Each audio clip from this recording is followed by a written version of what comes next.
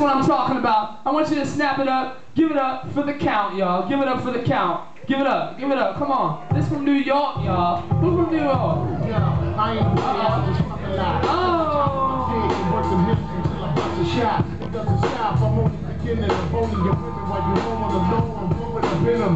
Sending them back to you, mad at you. Don't catch your motherfucking attitude and just show you how to stop a dude. Capital punishment when I'm up in the sucking and busting it out. How y'all doing out there? Alright. Right there? Alright. Hey, Count, you ever been up here? Nah. Okay. We like virgins because virgins are always... Sorry.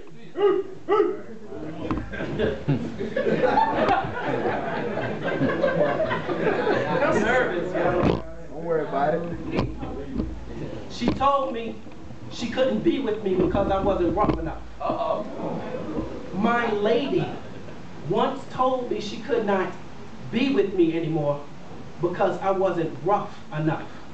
You see, the last man she had used to beat her bad, and she accepted this type of thug love that started in her past from her dad, from witnessing her mother being abused by this so-called man, and her mom just ignored her cries and blocked out the tears, covered up her husband's abuse for years, put on her little girl fears with the words, "You know Daddy loves me."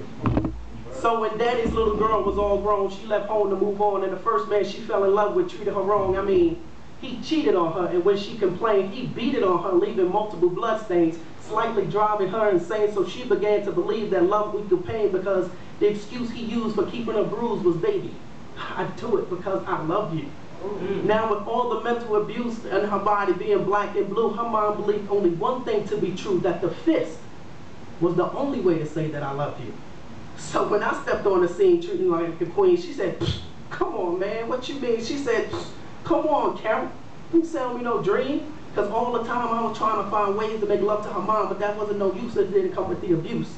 Then she cried out, "Why don't you love me? Why don't you hit me? Why don't you show me that you need me?" And I was so tired of her disrespecting me that my mind agreed to her plea. So I transformed her into the abusive person she wanted me to be. So when I grabbed her, she got turned on. And I was slapping, she didn't think it was wrong. And the more I treated her like the more our relationship grew strong, but I couldn't keep this charade going on because that just wasn't me, and for that, she considered me to be a puss. So she just left. But some time has passed and I have to know. I mean, I have to know that she's all right.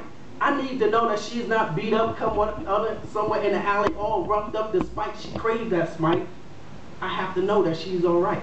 And I cannot deny or lie that I sometimes cry, wondering why a spiritual high never blessed her.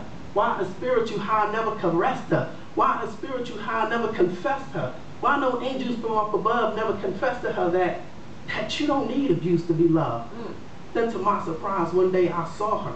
She smiled at me and replied, "I found a man to love me. From the bruises on my body to the bite marks on my breast, he loves me. From my fractured arm, hip, and knee to the black eye he gave me, he loves me." And from the hospital with multiple IVs through the autopsy to the cold tray in the mortuary, she just knew she found a man that loved her. Thank you.